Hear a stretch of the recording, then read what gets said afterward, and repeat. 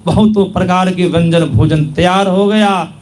अब नरसिंह मेहता भगवान के रूप में जो आए थे, नरसिंह मेहता चले गए ब्राह्मणों के गांव। अब ब्राह्मणों के गांव में जाकर के ब्राह्मणों से कहते हैं चलिए मेरे यहाँ पूजा करवा दीजिए। अब सब ब्राह्मण सोच रहे हैं इनके यहाँ तो कुछ है नहीं, ये दान दक्षिणा क्या देंगे, इनके यहाँ पूजा करने के लिए जाएंगे, देंगे दान दक्षिणा क्या, इनके यहाँ तो खाने के लिए इनको तो है नहीं, सही से कपड़ा भी नहीं पहने हैं, ये दान दक्षिणा में क्या देंगे। अब सबों ब्राह्मणों ने कहा मैं नहीं जाऊंगा, मैं नहीं जाऊंगा। अब सबों ने उनको मना कर दिए। जब लौटते हैं एक महामूर्ख पंडित ब्राह्मण, उनसे मुलाकात होती है और नरसिंह मेहता ने कहा कि ब्राह्मण देव मेरे यहाँ चलिए पूजा करवा दीजिए। तो वह ब्राह्मण ने कहा मैं तो पढ़ा लिखा नहीं हूँ, वेद शास्त्र पढ़ाने के लिए मैं नहीं जानता हूँ। तो नरसिंह मेहता ने कहा आप चलिए, मैं वेद पढ़ूंगा, आप पूजा करवाइएगा। वो तो भगवान श्री कृष्ण थे। और वह पंडित को आदर के साथ ले आते हैं और पितृ पूजन करवाते हैं। भगवान नरसिंह मेहता मंत्र पढ़ रहे और पंडित जी पूजा करवा रहे हैं। जब पूजा संपन्न हुआ, पंडित जी को भोजन करवाए और पंडित जी को इतना दान दिए, इतना हीरा जवाहर सोना, उनके घोड़ा पर गधा पर लाद दिए और साथ में एक नौकर को दे दिए कि जाओ पंडित जी को छोड़ करके आओ।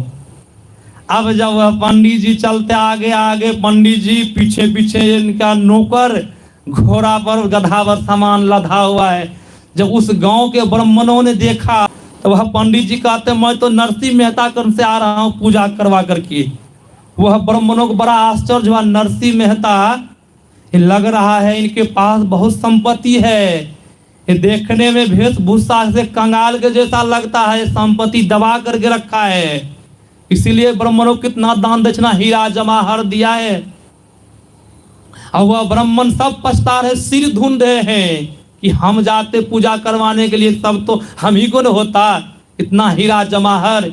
ये पंडित महामूर्ख पढ़ने के लिए वेद भी नहीं जानता है, ये गया पूजा करवाने कितना सामान लाया। जब हम कहीं जाते, नरसिंह मेहता बुलाने के लिए आया था, कहीं हम जाते तो सब सामान हम ही को होता, हम तो गए ना। सब सिर ढूंढे हैं।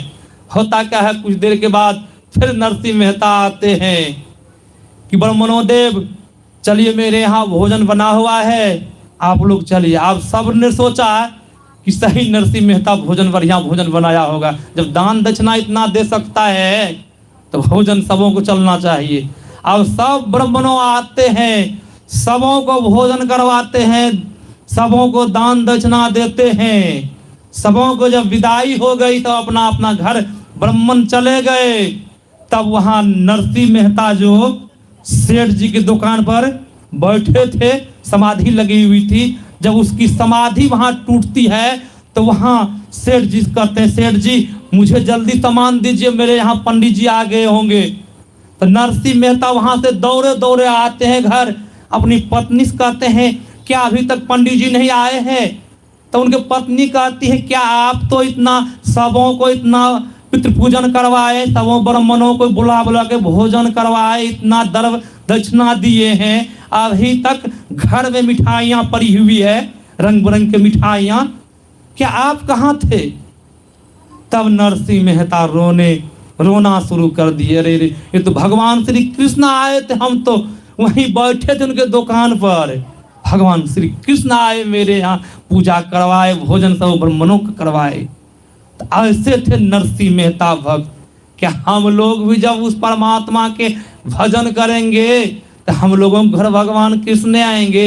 हम लोग निष्कपट भाव से पूजा नहीं करते हैं, मन में कपट भाव रहता है, इसीलिए भगवान घर नहीं पधारता है। जो मंत्र हम लोगों को मिला है वही झाड़ू है, ये शरीर आंगन है, इसमें झाड़ू लगाने के लिए कहते हैं। जब झाड़ू इस आंगन में लगेगा, जब ये आंगन की सफाई हो जाएगी तब न इस अंदर में भगवान आएंगे। और कहीं इस आंगन में गंदगी रहे तो भगवान आएंगे।